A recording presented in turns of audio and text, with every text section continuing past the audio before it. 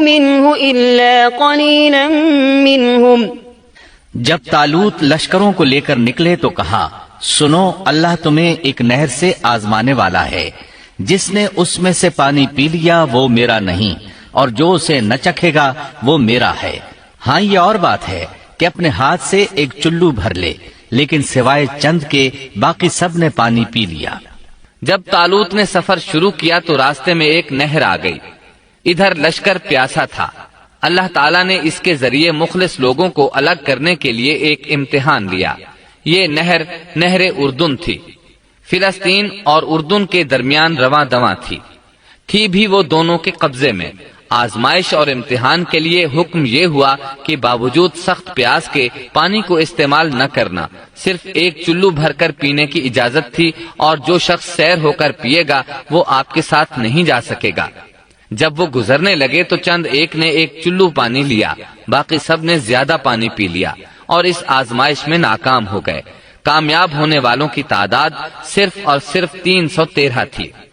صحیح بخاری میں سیدنا برا بن عازب رضی اللہ عنہ سے روایت ہے کہ ہم اصحاب محمد صلی اللہ علیہ وسلم آپس میں یہ باتیں کیا کرتے تھے کہ غزوہ بدر میں شریک ہونے والوں کی تعداد طالوت کے ساتھیوں کے برابر تھی۔ اللہ تعالیٰ سورۃ البقرہ آیت 249 میں فرماتے ہیں، فلما جاوزه هو والذين آمنوا معه قالوا لا طاقة لنا اليوم بجالوت وجنوده قال الذين يظنون أنهم ملاقو الله كم من فئة قليلة غلبت فئة كثيرة بإذن الله واللہ مع الصابرین۔ طالوت مومنوں کے ساتھ جب نہر سے گزر گئے تو وہ لوگ کہنے لگے، آج تو ہم میں طاقت نہیں کہ جالوت اور اس کے لشکروں سے لڑیں۔ لیکن اللہ سے ملاقات پر یقین رکھنے والوں نے کہا، بسا اوقات تھوڑی سی جماعتیں بڑی اور بہت سی جماعتوں پر اللہ کے حکم سے غلبہ پا لیتی ہیں، اور اللہ تعالیٰ صبر کرنے والوں کے ساتھ ہے۔ جالوت کا لشکر بہت بڑا تھا، جبکہ طالوت کے ساتھ صرف 313 آدمی تھے۔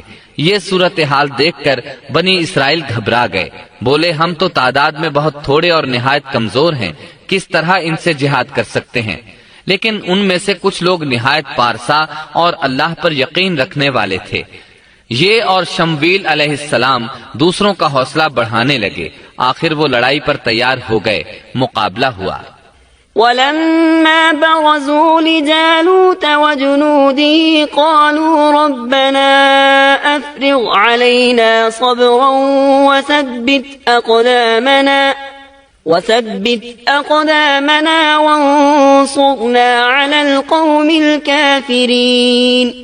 اور جب ان کا جالوت سے اور اس کے لشکر سے مقابلہ ہوا تو انہوں نے دعا مانگی کہ اے پروردگار ہمیں صبر دے، ثابت قدمی دے اور کفار کے مقابلے میں ہماری مدد فرما۔ مقابلہ شروع ہوا۔ جالوت اپنے لشکر سے نکلا اور مقابلے کے لیے للکارا۔ یہ بہت طاقتور تھا، اس کا پورا بدن اسلحے سے لیس تھا۔ مسلمان اسے دیکھ کر ڈر گئے۔ طالوت نے اپنے ساتھیوں سے کہا، کون اس کے مقابلے میں نکلے گا؟ سب خاموش رہے۔ اس کے لشکر سے ایک نوجوان نکلا، یہ داؤد علیہ السلام تھے۔ اس وقت یہ صرف 16 سال کے تھے۔ یہ رسی میں پتھر باندھ کر اس کو گھما کر پھینکنے کے ماہر تھے۔ نشانہ زبردست تھا، پتھر بہت تیزی سے جاتا تھا، اس کی ضرب بہت شدید ہوتی تھی۔ جالوت نے انہیں دیکھ کر مذاق اڑایا۔ اس نے کہا، نوجوان تم ابھی بچے ہو، واپس جاؤ، میرے مقابلے میں کسی بڑے کو بھیجو۔ داؤد علیہ السلام نے اپنی رسی کو گھمایا، اس میں بندھے ہوئے 3 پتھر خاص انداز سے پھینک دیے۔ تینوں گولی کی رفتار سے آئے اور اس کے ماتھے پر لگے۔ جالوت کا سر پاش ہو گیا اور وہ مر گیا۔ اس کے مرتے ہی جالوت کے لشکر میں خوف ہراس پھیل گیا۔ طالوت نے اپنے 313 مجاہدوں کے ساتھ ان پر حملہ کر دیا۔ ان میں کھلبلی مچ گئی، سنبھل نہ سکے، پیٹھ پھیر کر بھاگے۔ فهزموهم بإذن الله وقتل داود جالوت۔ پس اللہ تعالیٰ کے حکم سے انہوں نے جالوتیوں کو شکست دے دی اور داود کے ہاتھوں جالوت قتل ہو گیا۔ یوں اللہ تعالیٰ نے بنی اسرائیل کو دوبارہ غلبہ عطا فرمایا۔ فتح کے بعد طالوت نے داود علیہ السلام کو اپنا داماد بنا لیا۔ اس طرح داود علیہ السلام طالوت کے بعد بادشاہ بنے۔ اللہ تعالیٰ سورۃ البقرہ آیت 251 میں فرماتے ہیں، وآتاه الله الملك والحكمة وعلمه مما يشاء، اور اللہ تعالیٰ نے اسے بادشاہت اور حکمت عطا فرمائی اور جتنا کچھ چاہا علم بھی عطا فرمایا۔ اس طرح اللہ تعالیٰ نے داود علیہ السلام کو بنی اسرائیل کا بادشاہ بنا دیا۔ بادشاہت اور نبوت ان کے پاس جمع ہو گئی، اور ایسا طویل عرصے کے بعد ہوا تھا۔ داود علیہ السلام کا سلسلہ نسب یہودا بن یعقوب سے جا ملتا ہے۔ آپ چھوٹے قد کے تھے، آنکھیں نیلی، بال ہلکے اور دل کے صاف شفاف تھے۔ آپ بنی اسرائیل پر حکومت کرنے لگے۔ اللہ تعالیٰ نے ان کی حکومت کو مضبوط کر دیا اور یوں بنی اسرائیل ایک بار پھر یکجا ہو گئے۔ اللہ تعالیٰ نے آپ پر بہت سے معجزات ظاہر فرمائے۔ آپ پر ایک کتاب بھی نازل ہوئی جسے زبور کے نام سے جانا جاتا ہے۔ اللہ تعالیٰ سورۃ النساء آیت 163 میں فرماتے ہیں، وآتينا داود زبورا، ہم نے داود کو زبور عطا فرمائی۔ آپ تمام انسانوں سے زیادہ خوبصورت آواز والے تھے۔ صحیح بخاری کی ایک حدیث میں ہے کہ ایک مرتبہ رسول اللہ صلی اللہ علیہ وسلم نے ابو موسیٰ اشعری رضی اللہ عنہ کو قرآن مجید کی تلاوت کرتے سنا۔ ان کی آواز بہت خوبصورت تھی۔ آپ ان کی قرات توجہ سے سننے لگے، پھر آپ نے فرمایا، یا ابا موسیٰ لقد اوتیت مزمارا من مزامیر آل داود، اے ابو موسیٰ، تجھے داود علیہ السلام جیسی بہترین آواز عطا کی گئی ہے۔ اللہ تعالیٰ نے آپ کی آواز کو بھی ایک معجزہ بنا دیا، اور وہ ایسے کہ جب داود علیہ السلام زبور کی تلاوت کرتے تو پہاڑ اس کو سن کر آپ کے ساتھ تسبیح شروع کر دیتے، اور جب پرندے یہ آواز سنتے تو ان کے پاس آ کر اپنی گردنیں جھکا کر بیٹھ جاتے اور تسبیح میں ان کے ساتھ شامل ہو جاتے، اپنی جگہ سے حرکت بھی نہ کرتے۔ اللہ تعالیٰ سورہ سبا آیت 10 میں فرماتے ہیں، یا جبال اوبی معه والطیر، اے پہاڑوں، اس کے ساتھ رغبت سے تسبیح پڑھا کرو، اور پرندوں کو بھی یہی حکم ہے۔ خود داود علیہ السلام کے بارے میں اللہ تعالیٰ کا فرمان ہے، واذکر عبدنا داود ذا الأید انه اواب، اور ہمارے بندے داود کو یاد کریں جو بڑی قوت والا تھا، یقیناً وہ بہت رجوع کرنے والا تھا۔ اسی طرح اللہ تعالیٰ سورۃ الانبیاء آیت 79 میں فرماتے ہیں، وسخرنا مع داود الجبال يسبحن والطير وكنا فاعلين، اور ہم نے پہاڑ کو داود کے تابع کر دیا جو تسبیح کرتے تھے، اور پرندوں کو بھی، اور ہم ہی یہ سب کچھ کرنے والے تھے۔ اسی طرح سورہ سعد آیت 18 اور 19 میں اللہ تعالیٰ فرماتے ہیں، إنا سخرنا الجبال معه يسبحن بالعشي والإشراق والطير محشورة كل له أواب، یقیناً ہم نے پہاڑوں کو اس کے تابع کر رکھا تھا کہ اس کے ساتھ شام کو اور صبح کو تسبیح خوانی کریں، اور پرندے بھی سب کے سب ان کے تابع رہتے تھے۔ یہ داود علیہ السلام کے معجزات تھے۔ اللہ تعالیٰ نے اور بھی کئی معجزات سے انہیں نوازا تھا۔ اللہ نے آپ کے لیے لوہے کو نرم فرما دیا تھا۔ آپ لوہے سے اس طرح چیزیں بنا لیتے تھے جس طرح لوگ گارے اور مٹی سے بنا لیتے ہیں۔ آپ لوہے سے زرہیں بناتے تھے۔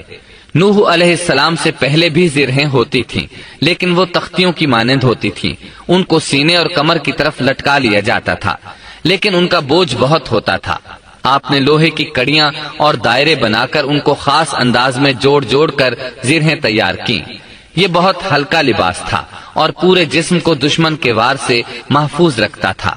اللہ تعالیٰ سورہ سبا آیت 10 اور 11 میں فرماتے ہیں وَأَلَنَّا لَهُ الْحَدِيدِ أَنِ اعْمَلْ سَابِغَاتٍ وَقَدِّرْ فِي السَّرْدِ وَاعْمَلُوا صَالِحًا إِنِّي بِمَا تَعْمَلُونَ بَصِيرٌ۔ اور ہم نے اس کے لیے لوہا نرم کر دیا کہ تو پوری پوری زرہیں بنا اور جوڑوں میں اندازہ رکھ، تم سب نیک کام کیا کرو، یقین مانو کہ میں تمہارے اعمال دیکھ رہا ہوں۔ ان آیات میں اللہ تعالیٰ فرماتے ہیں کہ داؤد علیہ السلام کو ہم نے حکم دیا کہ زرہیں لوگوں کے لیے نہایت موزوں ہونی چاہیے، ان کی کڑیوں کو بڑے مناسب انداز میں جوڑنا، نہ اس قدر موٹی ہوں کہ ان کا وزن بڑھ جائے، نہ اس قدر پتلی کہ جلد کٹ جائیں اور اپنا مقصد پورا نہ کر سکیں۔ اسی طرح اللہ تعالیٰ سورۃ الانبیاء آیت 80 میں فرماتے ہیں وَعَلَّمْنَاهُ صَنْعَةَ لَبُوسٍ لَكُمْ لِتُحْصِنَكُمْ مِنْ بَأْسِكُمْ فَهَلْ أَنْتُمْ شَاكِرُونَ۔ اور ہم نے اسے تمہارے لیے لباس بنانے کی کاریگری سکھائی تاکہ لڑائی کے ضرر سے تمہارا بچاؤ ہو سکے، کیا اب تم شکر گزار بنو گے؟ بہرحال اس صنعت کے موجد داؤد علیہ السلام ہیں۔ اللہ تعالیٰ نے آپ کی حکومت کو خوب مضبوط کیا، آپ کو زبردست فضائل اور معجزات سے مالا مال کیا۔ اللہ تعالیٰ سورۃ صاد آیت 20 میں فرماتے ہیں وَشَدَدْنَا مُلْكَهُ وَآتَيْنَاهُ الْحِكْمَةَ وَفَصْلَ الْخِطَابِ۔ اور ہم نے اس کی سلطنت کو مضبوط کر دیا تھا اور اسے حکمت دی تھی اور بات کا فیصلہ سمجھا دیا تھا۔ آپ لوگوں کے درمیان نہایت عادلانہ فیصلے فرماتے تھے، آپ نبی بھی تھے، بادشاہ بھی اور قاضی بھی۔ آپ کی حکومت کے متعلق کئی احکامات نازل ہوئے، ان میں سے قرآن مجید میں ایک حکم عجیب انداز سے آیا ہے۔ ہوا یوں کہ آپ نے عبادت اور عدالت کے لیے اوقات مقرر کر رکھے تھے، عبادت کے لیے ایک جگہ بنوا رکھی تھی، دن میں فیصلے کرتے، رات کو عبادت۔ جب عبادت کرتے تو کسی کو ان کے پاس آنے کی اجازت نہیں تھی۔ ایک روز ایسا ہوا کہ 2 آدمی بغیر اجازت اندر آ گئے، دروازہ بند تھا لیکن وہ دیوار پھاند کر اندر آ گئے۔ آپ ڈر گئے کہ کہیں حملہ آور نہ ہو۔ اللہ تعالیٰ سورۃ صاد آیت 21 اور 22 میں فرماتے ہیں وَهَلْ أَتَاكَ نَبَأُ الْخَصْمِ إِذْ تَسَوَّرُوا الْمِحْرَابَ إِذْ دَخَلُوا عَلَى دَاوُودَ فَفَزِعَ مِنْهُمْ قَالُوا لَا تَخَفْ خَصْمَانِ بَغَى بَعْضُنَا عَلَى بَعْضٍ فَاحْكُم بَيْنَنَا بِالْحَقِّ وَلَا تُشْطِطْ وَاهْدِنَا إِلَى سَوَاءِ الصِّرَاطِ۔ اور کیا تجھے جھگڑا کرنے والوں کی بھی خبر ملی جبکہ وہ دیوار پھاند کر محراب میں آ گئے؟ جب یہ داؤد کے پاس پہنچے تو وہ ان سے ڈر گئے، وہ کہنے لگے خوف نہ کیجیے، ہم مقدمہ کے 2 فریق ہیں، ہم میں سے ایک نے دوسرے پر زیادتی کی ہے، لہٰذا آپ ہمارے درمیان حق کے ساتھ فیصلہ کر دیجئے اور ناانصافی نہ کیجیے اور ہمیں سیدھی راہ بتا دیجئے۔ داؤد علیہ السلام نے فرمایا بتاؤ تمہارا کیا مسئلہ ہے؟ ان میں سے ایک نے کہا إن هذا أخي له 99 نعجة ولي نعجة واحدة فقال أكفلنيها وعزني في الخطاب۔ یہ میرا بھائی ہے، اس کے پاس 99 دمبیاں ہیں اور میرے پاس ایک ہی دمبی ہے، لیکن یہ مجھ سے کہہ رہا ہے کہ اپنی یہ ایک بھی مجھے دے دے اور مجھ پر بات میں بڑی سختی برتتا ہے۔ اس آیت کی تفسیر میں ہے کہ ایک دمبی والے بھائی نے کہا یہ میرا بھائی بہت چالاک ہے، برے طریقے سے بات کرتا ہے، کہتا ہے کہ میری دمبیاں چرنے جاتی ہیں تو اس اپنی ایک دمبی کو بھی ان کے ساتھ بھیج دیا کرو۔ جب میری دمبی اس کی دمبیوں کے ساتھ آنے جانے لگ گئی تو اب یہ کہتا ہے کہ یہ بھی میری ہے، اب میں خالی ہاتھ ہوں۔ اس طرح میں اس کے ظلم کا نشانہ بن چکا ہوں۔ داؤد علیہ السلام نے فوراً کہا قال لقد ظلمك بسؤال نعجتك إلى نعاجه وَإِنَّ كَثِيرًا مِنَ الْخُلَطَاءِ لَيَبْغِي بَعْضُهُمْ عَلَى بَعْضٍ إِلَّا الَّذِينَ آمَنُوا وَعَمِلُوا الصَّالِحَاتِ وَقَلِيلٌ مَا هُمْ۔ اس کا اپنی دمبیوں کے ساتھ تیری ایک دمبی ملا لینے کا سوال واقعی تیرے اوپر ایک ظلم ہے، اور اکثر حصے دار اور شریک ایسے ہی ہوتے ہیں کہ ایک دوسرے پر ظلم کرتے ہیں، سوائے ان لوگوں کے جو ایمان لائے اور جنہوں نے نیک عمل کیے، اور ایسے لوگ بہت ہی کم ہیں۔ داؤد علیہ السلام نے دوسرے بھائی کی بات سنے بغیر ہی اسے ظالم ٹھہرا دیا۔ آپ کا فیصلہ سنتے ہی دوسرا بول اٹھا، آپ نے میری بات تو سنی ہی نہیں اور فیصلہ دے دیا، پہلے آپ میری بات تو سنتے۔ داؤد علیہ السلام فوراً بھانپ گئے کہ ان سے غلطی ہوئی ہے اور سمجھ گئے کہ یہ اللہ تعالیٰ کی طرف سے آزمائش ہے۔ آپ نے فوراً توبہ کی، اللہ کی طرف رجوع کیا اور استغفار کرنے لگے۔ وَظَنَّ دَاوُودُ أَنَّمَا فَتَنَّاهُ فَاسْتَغْفَرَ رَبَّهُ وَخَرَّ رَاكِعًا وَأَنَابَ فَغَفَرْنَا لَهُ ذَلِكَ وَإِنَّ لَهُ عِندَنَا لَزُلْفَىٰ وَحُسْنَ مَآبٍ۔ اور داؤد سمجھ گئے کہ ہم نے انہیں آزمایا ہے، پھر تو اپنے رب سے استغفار کرنے لگے اور عاجزی کرتے ہوئے سجدے میں گر پڑے اور پوری طرح رجوع کیا، پس ہم نے بھی ان کا وہ قصور معاف کر دیا، یقیناً وہ ہمارے نزدیک بڑے مرتبے والے اور بہت اچھے ٹھکانے والے ہیں۔ اس کے بعد اللہ تعالیٰ سورۃ صاد آیت 26 میں فرماتے ہیں، يا داود إنا جعلناك خليفة في الأرض فاحكم بين الناس بالحق ولا تتبع الهوى فيضلك عن سبيل الله إن الذين يضلون عن سبيل الله لهم عذاب شديد بما نسوا يوم الحساب۔ اے داؤد، ہم نے تمہیں زمین میں خلیفہ بنا دیا، تم لوگوں کے درمیان حق کے ساتھ فیصلہ کیا کرو اور اپنی نفسانی خواہش کی پیروی نہ کرو، ورنہ وہ تمہیں اللہ کی راہ سے بھٹکا دے گی۔ یقیناً جو لوگ اللہ کی راہ سے بھٹک جاتے ہیں ان کے لیے سخت عذاب ہے، اس لیے کہ انہوں نے حساب کے دن کو بھلا دیا ہے۔ اس طرح داؤد علیہ السلام اللہ تعالیٰ کے اس فرمان کے مطابق فیصلے کرنے لگے۔ اللہ کے ہاں ان کا احترام اور اکرام اور بڑھ گیا۔ آپ کثرت سے روزے رکھتے اور خوب عبادت کرتے۔ آپ اس وقت تمام انسانوں سے بڑھ کر اللہ کی عبادت کرنے والے تھے۔ امام بخاری نے ایک حدیث نقل کی ہے جس کے الفاظ کچھ اس طرح ہیں، احب الصلاة الى اللہ صلاة داود واحب الصيام الى اللہ صيام داود وكان ينام نصف الليل ويقوم ثلثه وينام سدسه وكان يصوم يوما ويفطر يوما ولا يفر اذا لاقى۔ اللہ تعالیٰ کے نزدیک سب سے محبوب نماز داؤد علیہ السلام کی نماز ہے، اور اللہ تعالیٰ کی طرف سب سے محبوب روزہ داؤد علیہ السلام کا روزہ ہے۔ وہ رات کا آدھا حصہ نیند فرماتے، اس کے بعد تہائی رات قیام کرتے اور رات کے چھٹے حصے میں سو جاتے تھے۔ ایک دن روزہ رکھتے اور ایک دن روزہ چھوڑ دیتے تھے۔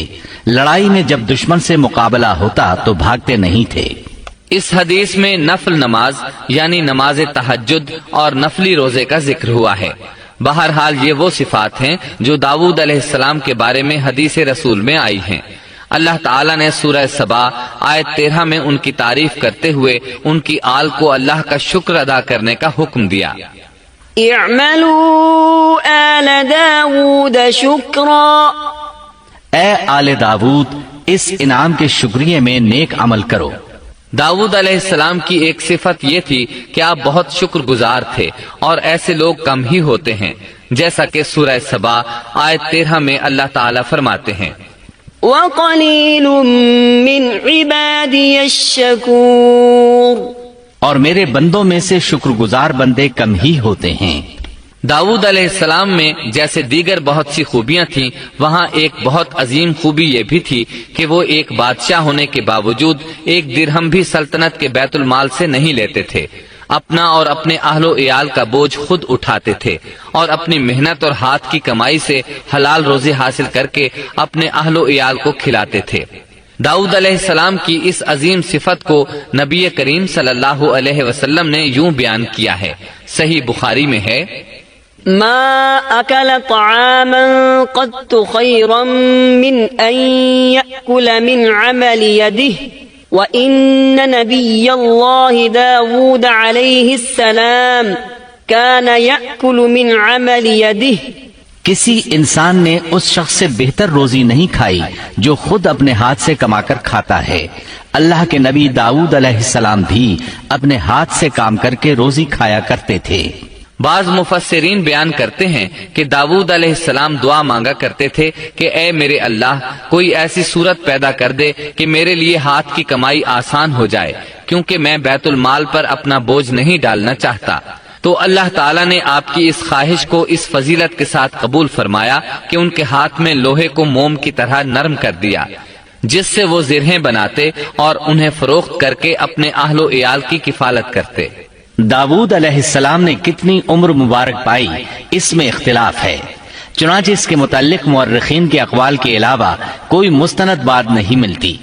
عبداللہ بن عباس رضی اللہ عنہما فرماتے ہیں کہ داؤد علیہ السلام کی وفات ہفتے کے دن اچانک ہوئی۔ وہ ہفتے کے دن مقررہ عبادت میں مشغول تھے اور پرندے قطارے باندھے ان پر سایہ فگن تھے کہ اچانک اس حالت میں ان کا انتقال ہو گیا۔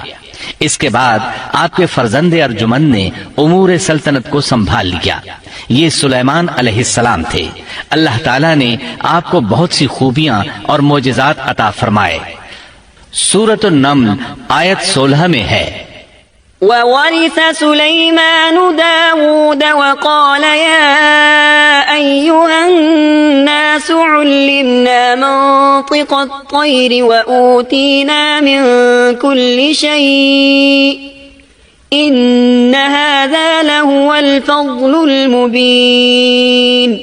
اور داؤد کے وارث سلیمان ہوئے، کہنے لگے لوگوں، ہمیں پرندوں کی بولی سکھلائی گئی ہے اور ہم سب کچھ دیے گئے ہیں، بے شک یہ بالکل کھلا ہوا فضل الہی ہے۔ یہاں وراثت سے مراد مال نہیں بلکہ بادشاہت اور نبوت مراد ہے۔ اللہ تعالیٰ نے انہیں ایسا بادشاہ بنایا کہ ساری دنیا میں ان جیسا کوئی نہیں ہوا، آپ سے بڑھ کر بادشاہت بھی کسی کی نہ ہو سکی، کیونکہ خود سلیمان علیہ السلام نے یہ دعا کی تھی کہ الہی مجھے ایسی سلطنت عطا فرما کہ جو میرے بعد اور کسی کے شایان شان نہ ہو۔ قال رب هب لي ملكا لا ينبغي لأحد من بعدي إنك أنت الوهاب فسخرنا له الريح تجري بأمره رخاء حيث أصاب والشياطين كل بناء وغواص وآخرين مقرنين في الأصفاد۔ کہا کہ اے میرے رب، مجھے بخش دے اور مجھے ایسا ملک عطا فرما جو میرے سوا کسی شخص کے لائق نہ ہو، تو بڑا ہی دینے والا ہے۔ پس ہم نے ہوا کو ان کے ماتحت کر دیا، وہ آپ کے حکم سے جہاں آپ چاہتے نرمی سے پہنچا دیا کرتی تھی، اور طاقتور جنوں کو بھی ان کا ماتحت کر دیا، ہر عمارت بنانے والے کو اور غوطہ خور کو اور دوسرے جنات کو بھی جو زنجیروں میں جکڑے رہتے تھے۔ جن سلیمان علیہ السلام کے حکم سے بلند و بالا عمارتیں تعمیر کرتے تھے، دریاؤں میں غوطہ لگا کر ان سے ہیرے جواہرات اور موتی وغیرہ نکالتے تھے۔ دوسرے جو کام عام انسانوں کی طاقت سے زیادہ ہوتے تھے وہ آپ جنوں سے لیا کرتے تھے۔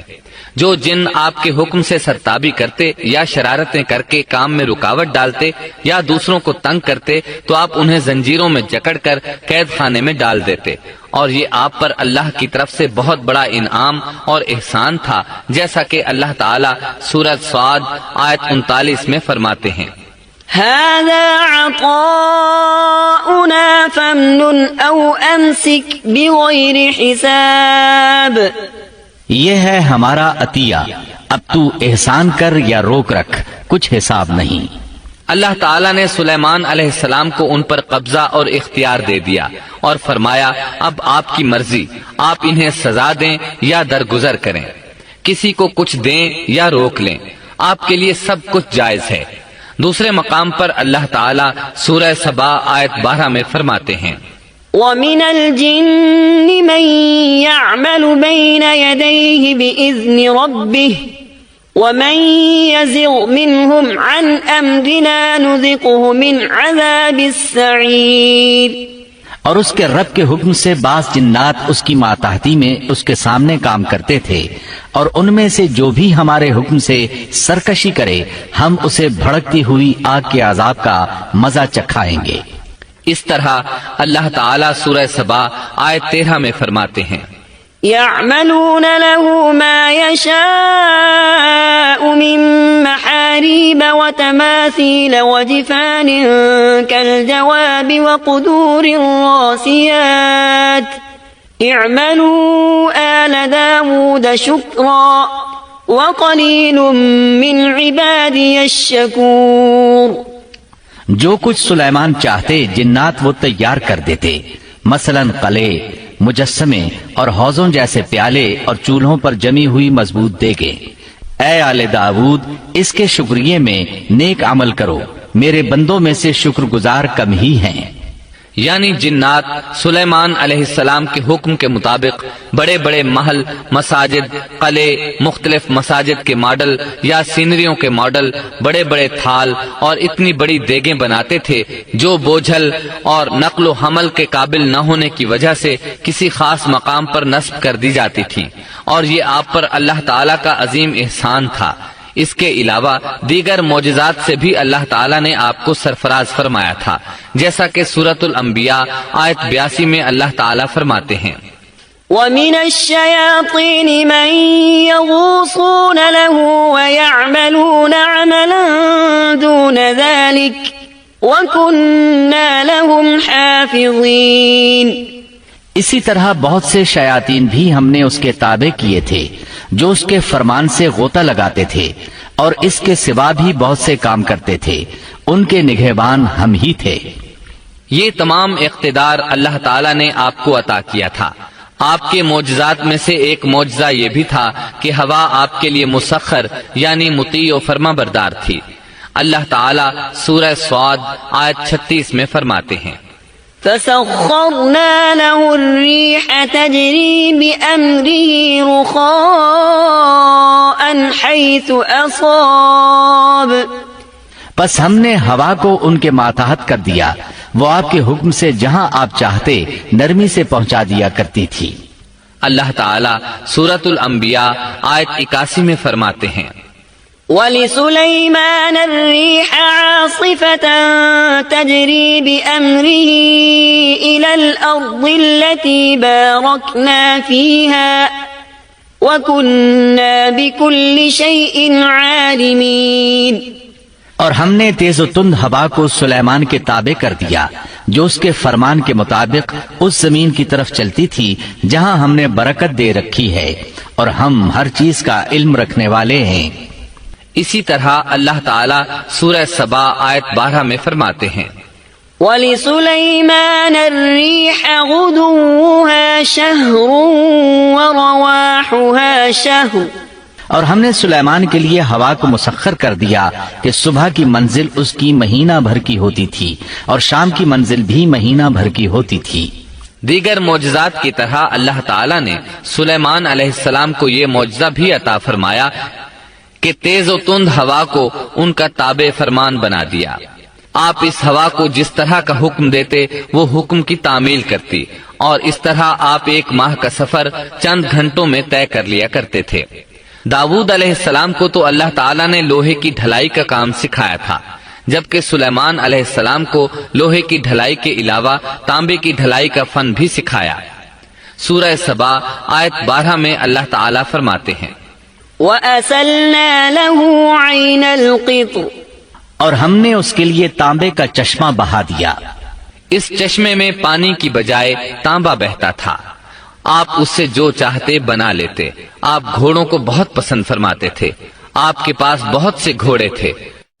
اللہ تعالیٰ سورۃ صاد آیت 30 تا 33 میں فرماتے ہیں وَوَهَبْنَا لِدَاوُودَ سُلَيْمَانَ نِعْمَ الْعَبْدُ إِنَّهُ أَوَّابٌ إِذْ عُرِضَ عَلَيْهِ بِالْعَشِيِّ الصَّافِنَاتُ الْجِيَادُ فَقَالَ إِنِّي أَحْبَبْتُ حُبَّ